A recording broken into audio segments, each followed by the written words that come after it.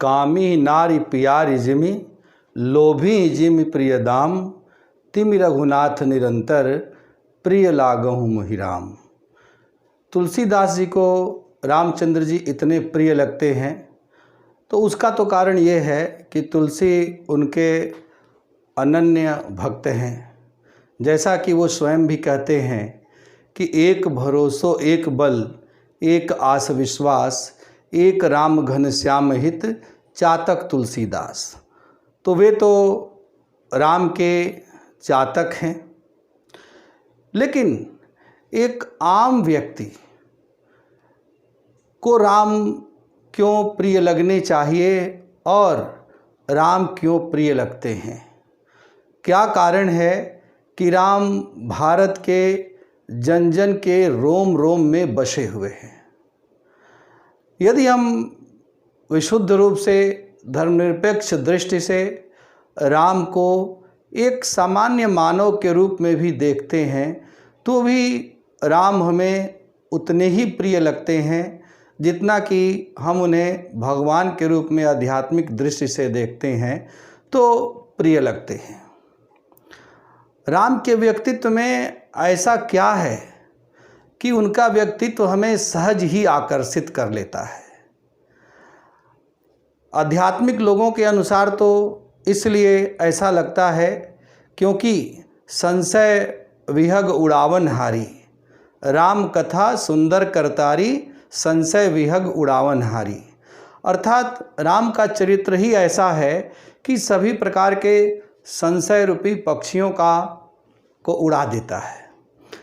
लेकिन एक सामान्य व्यक्ति के रूप में, एक सामान्य नागरिक के रूप में जब हम राम के चरित्र पर और उनके कृतित्व पर दृष्टिपात करते हैं तो राम हमें इतने प्रिय क्यों लगते हैं?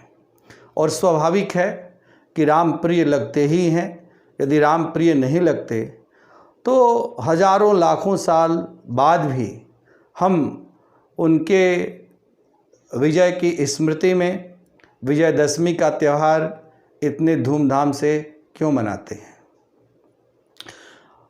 तो आज हम इसी विषय पर राम के चरित्र का मूल्यांकन करेंगे। हालांकि राम का चरित्र इतना विराट, व्यापक और विशिष्ट है कि उसका मूल्यांकन करने वाले हम हैं कौन। लेकिन हमारी खुली दृष्टि जो हमारा समाज अपने महापुरुषों की समीक्षा करने के लिए भी प्रदान करता है, उसका उपयोग करते हुए यदि हम राम के चरित्र पर दृष्टिपात करते हैं तो हम देखते हैं कि राम हमारे सामने न केवल एक अति उच्च मर्यादा पुरुषोत्तम के रूप में सामने आते हैं, बल्कि वे जननायक के रूप में, युग पुरुष के रूप में और सर्वकालिक महान पुरुष के रूप में हमारे सामने आते हैं, जिनकी प्रासंगिकता शाश्वत है। शाश्वत इसलिए नहीं है कि वे भगवान के अवतार हैं, बल्कि शाश्वत इसलिए कि उनके चरित्र में उन गुणों का समावेश है जो कि शाश्वत गुण हैं। देश और काल से निरपेक्ष हर समय में, हर जगह पर, हर व्यक्ति में हम उन गुणों की तलाश करते हैं जो गुण राम के व्यक्तित्व में सहज ही सुलभ हैं। राम शील, सौंदर्य और शक्ति की त्रिवेणी का प्रतिनिधित्व करने वाले अनुपम व्यक्तित्व के स्वामी हैं। राम एक ऐसे नायक हैं जिनमें भारतीयता पूरी तरह से भरी हुई है। यदि हम आज राम के व्यक्तित्व पर दृष्टिपात करते हैं और भगवान की दृष्टि से नहीं बल्कि एक मनुष्य की दृष्टि से राम के व्यक्तित्व और कृतित्व पर नज़र डालते हैं तो राम किस रूप में हमारे सामने आते हैं। अब जिनकी दृष्टि आध्यात्मिक है उनकी बात तो अलग है। राम को भगवान न मानना उनके लिए तो पाप के समान है, जैसा कि पार्वती को प्रतीत हुआ था और उन्होंने राम की परीक्षा लेने की ठानी थी। और फिर राम के दिव्य स्वरूप का जब उन्होंने स्वयं साक्षात किया था और उसके बाद की सारी घटना जो आप सब जानते होंगे, उस घटना के संदर्भ में हम नहीं जाना चाहते हैं। राम ने जो ये महानता प्राप्त की, तो ये महानता मर्यादा पुरुषोत्तम के रूप में उनके द्वारा स्वयं अर्जित की हुई महानता है। राम उस महानता को अर्जित करने के लिए अपना सर्वस्व समर्पण करते हैं। राम अपने पारिवारिक जीवन में प्रवेश करते ही विवाह के उपरांत अपने पिता के वचन को पूरा करने के लिए संपूर्ण राज्य का हंसते हंसते परित्याग कर देते हैं और वे ऐसा बिना किसी मनोमालिन्य के करते हैं।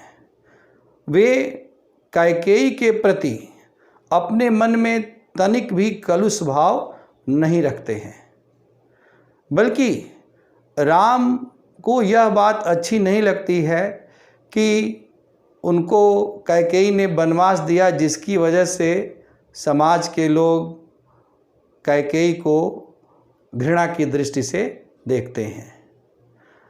राम जब वन गमन के लिए प्रस्थान करते हैं तो वे अकेले जाना चाहते हैं और सीता को समझाते हैं कि सीता कहाँ जाएंगी, वन में कंटकाकीर्ण मार्ग है। लेकिन अंततः एक मनुष्य के रूप में सीता के समक्ष वो निरुत्तर होते हैं जब सीता कहती हैं कि जिय बिन देहु नदिय बिन बारी, ऐसे ही नाथ पुरुष बिन नारी।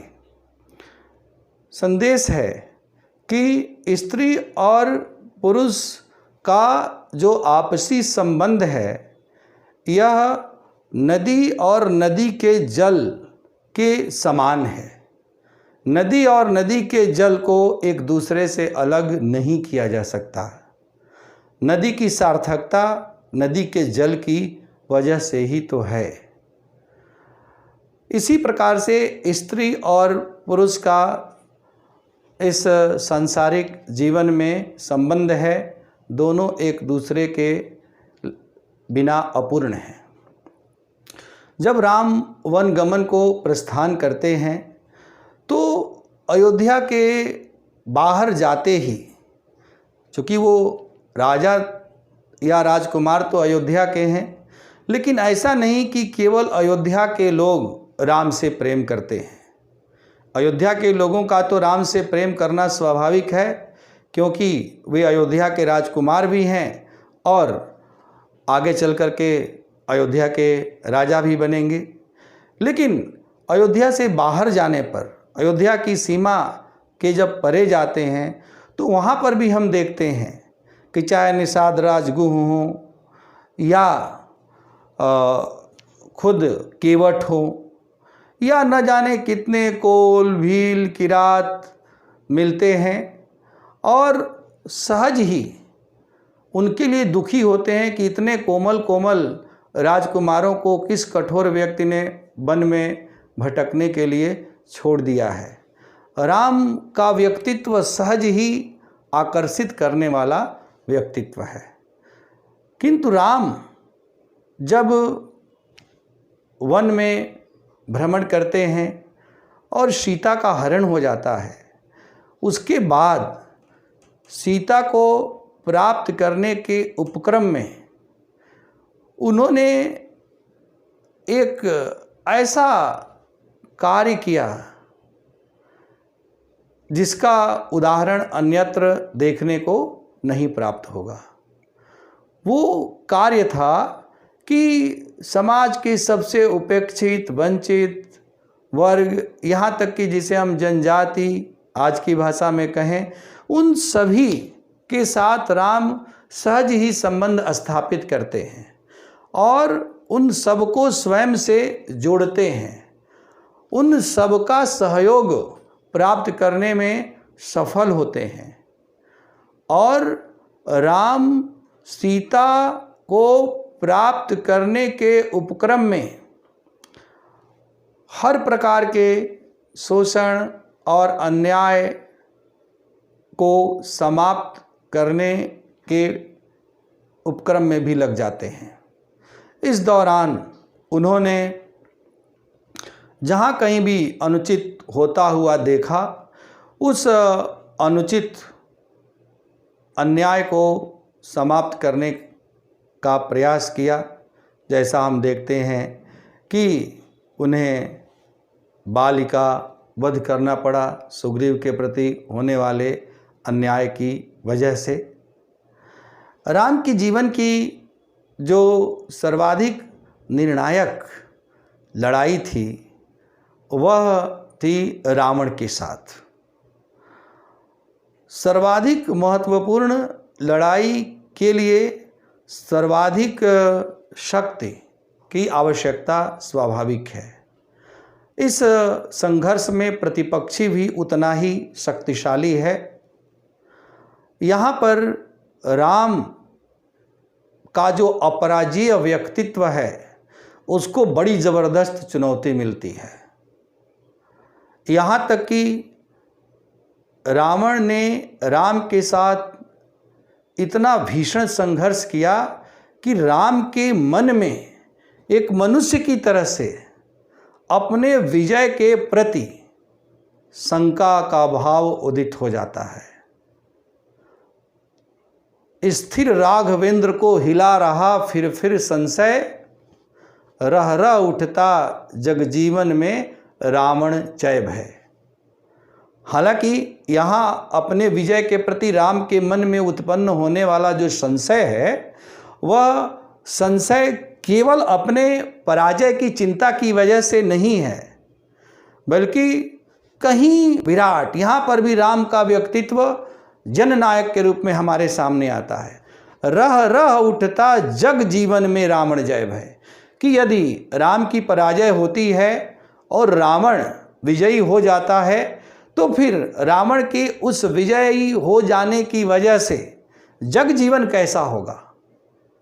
संसार को फिर से रावण जैसे अतताई, अत्याचारी, दुराचारी, व्यभिचारी व्यक्ति के शासन के अधीन रहना होगा।